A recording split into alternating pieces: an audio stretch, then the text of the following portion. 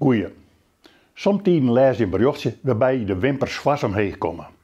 De provincie Friesland start samen met Challenge Base een innovatie-challenge om een duurzame bestemming te vinden voor ganzen die in het kader van populatiebeheer worden geschoten. Nou, daar gaat een vraag van onbegrip van jepen. Het is ook nog een bericht van de provincie. Die roept dus op om de commerciële instelling Challenge Base te stipjen met nijdenken. En dat wil datzelfde Challenge Base grutsk op de fastside van de eigen website zet, dat ze processen regelen van begin aan eind.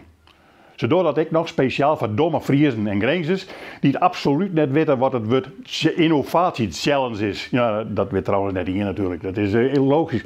Want normaal we haar dus vertellen helpen. Wij moeten een dwarseme bestemming vinden voor de gworzen. Dwarsemer als dat kennen we eens net. Die gworzen gaan deer omdat er te volle binnen en in zinstelling tot de wolf ertussen uitsketten worden maaien.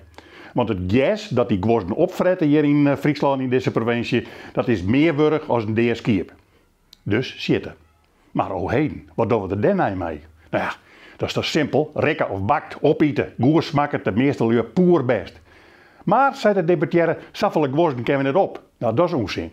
Ze willen vanzelfs de fokkers van na 6 weken vet beste hin, die was een stiepje bloeien. En goers is duurder als zo'n keuspiek.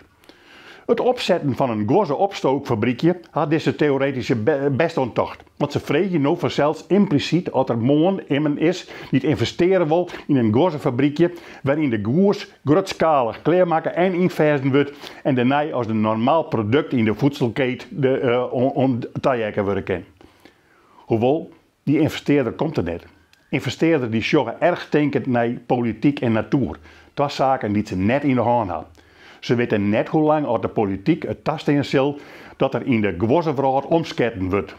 En ze weten helemaal net wat die gworzen doen in de natuur als die sasketten wordt. Misschien vleenden die wel naar een gebied waar de Partij voor de Dieren de baas is. Dat weten we al hier net. Tja, dan moet de provincie en Challenge zelf maar investeren. Dat kan makkelijk. Want ze betalen nu al meer dan 15 miljoen om een skeervergoeding aan de boeren. En dan hebben wij direct dat we doen. Dat is toch lekker, goers?